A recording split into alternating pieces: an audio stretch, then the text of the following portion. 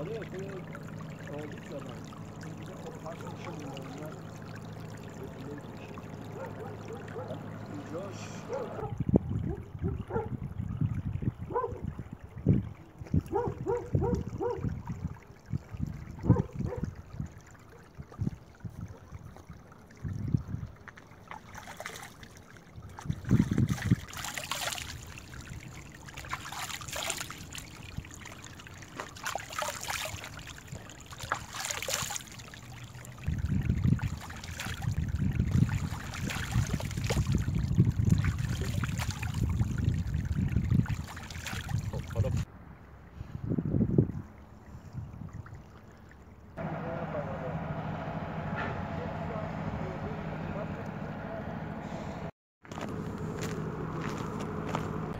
یکی از مکان‌های مهم روستای کبندج در بخش مرکزی شهرستان آبیک همین قنات قدیمی روستا هست که شاید حدود 250 سال به بالاست.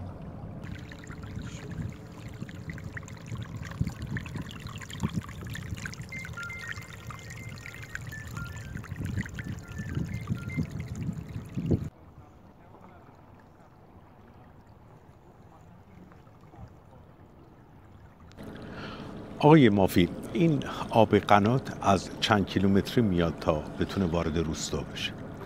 حدود 3 الی 4 کیلومتر طول قناته که میخوره شاید نزدیک روستاهای بالاتر از کبندج باشه، ولی سرچشمه قنات هنوز دقیقا معلوم نیست مگر کشاورزای قدیممون بدونن که بعد از اونا اطلاعات دقیق بگیریم. البته این آب قنات میره برای قسمت‌های مختلف روستا تا از اون استفاده کنه.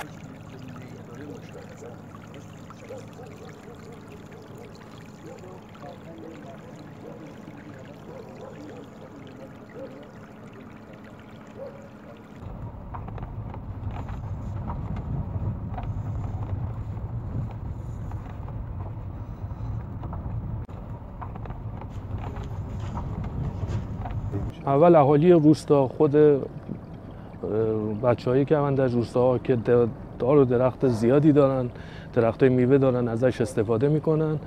بعد از اون مازادش خود کشاورزهای عزیزمون برای باغا و اینا میبرن پایین کبندج ازش استفاده میکنن.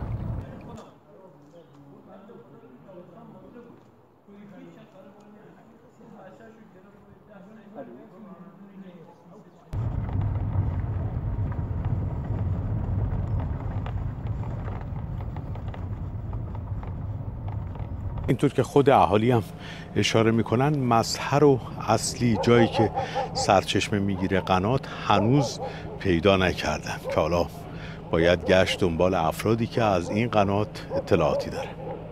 این حلقه چاه در حدود 50 حلقه مشخصه، ولی از اون به بالاش دیگه هنوز کسی متوجه نشده که از سرچشمه است، از کجاست و به چه طرفی میره.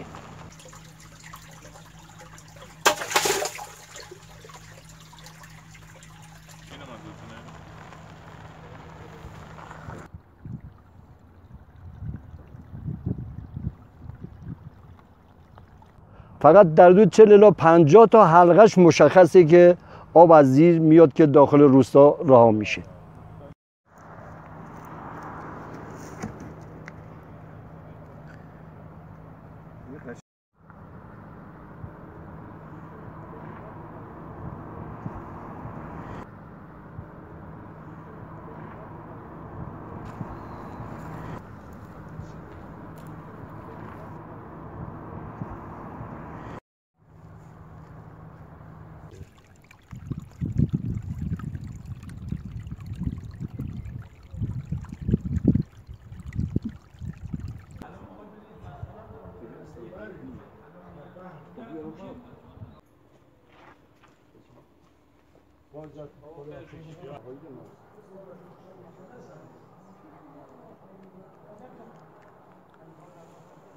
زنگ